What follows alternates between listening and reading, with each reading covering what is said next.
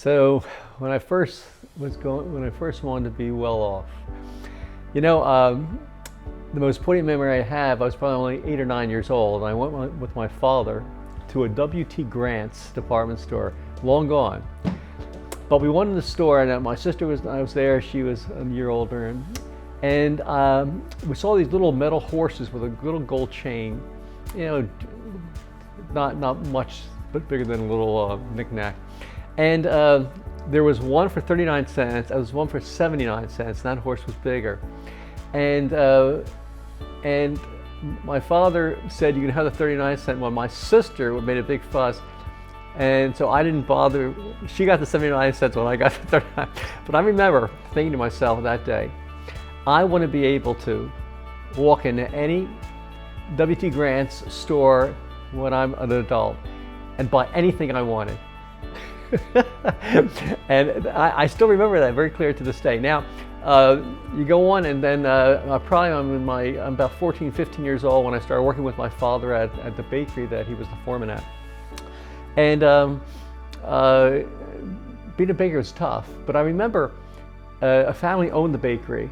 It was the Latimer family, and they were older and they didn't have any kids, and I thought to myself, gee, we can buy this place. I tried to help my father into buying this bakery, which had 3 or 4 outlets and wholesale stores, and my father sort of smiled at me. And I realized later I was very lucky not to, because I'm allergic to flour, and I'm not sure my career in baking would have been great.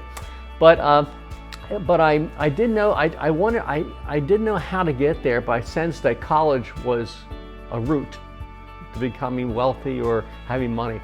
So I went to college. I was originally going to be a geologist. Now I think back, it doesn't really portend great riches, but I was lucky in college. I worked my way through college, and I started taking an H&R Block tax course and worked for Block during college. And I found out I loved taxes. I loved income taxes, and I really enjoyed interacting with people and helping people. So I changed my major in my senior year to business.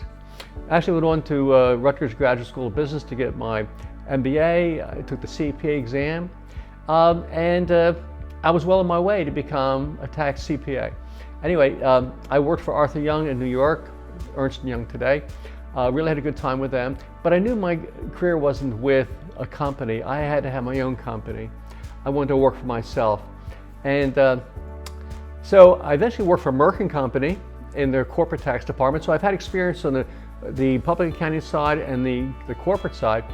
And then I started my firm at the old age of 29 in a small office, 400 square feet, and took off from there. We grew the firm. The CPA firm is called Zdenek & Company, then Zdenek Horvath & Company.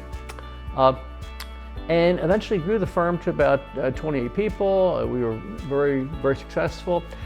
It thrills me when I can help people. It thrills me when a person says, wow, you changed my life, or you've helped me. And I've had the experience so many times over my career when I've offered advice or wrote articles. I don't have my firm day-to-day operations anymore, but it still doesn't mean I don't want to contribute to society and to people and help them. So it thrills me that there's an opportunity to pass on my work of 40 years or more, to have a legacy that I began 40 years ago of helping people, and to have it continued by people like Amin in our community. And so it means I can get up every day and continue what is one of the parts of my mission in life, which is to be a positive, powerful, and successful influence and contribution to people in life, and to find greatness for them or in them. And I remind myself of my mission that every day, and this so neatly fits into that. So the fact that I can do this, wake up every day and work on a project with a very talented young man who seems to have the same passion and ambition to want to do what I started 40 years ago, I think it's been a gift. Well, it's really kind of funny how we met. We met from an article or from a posting I put on social media, and he answered. And he answered in such a great way. It was a thoughtful answer. And you know, social media, you get these like yes, no, hearts, whatever. But he answered like a few lines, and I thought, oh, that's neat. So I answered him. We started corresponding back and forth via social media, and finally I invited him to meet with me in New York City. He lived in Connecticut, and we met at a little cafe on Broadway that I frequent often. And he always laughs about this because I have my own booth. It's booth number 10th, by the way. And I like it because it's private, it's nice, and anyway.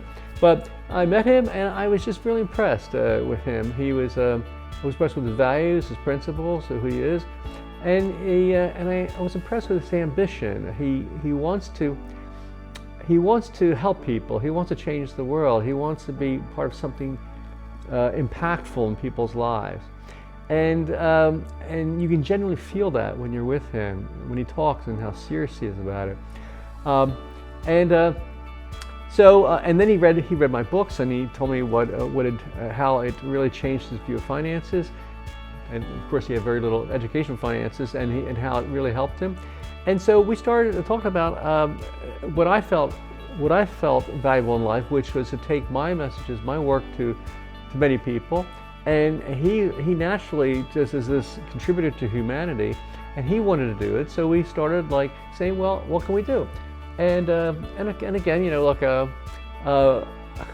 he talked about apps, and I know apps to use them, but he talked about building an app. I thought, building an app? How do you do that? But he's an engineer. He has a couple of PhDs, and a smart guy, and he actually did that before. So we decided to why not form a company to take the principles that people so sorely need in this world, to bring it to them and have them maybe give them the gift or offer them a way to live the way they want now, to make better financial decisions, to make sure that they're going to be able to provide properly for themselves and their loved ones in retirement, and maybe they also can go on to change the world. So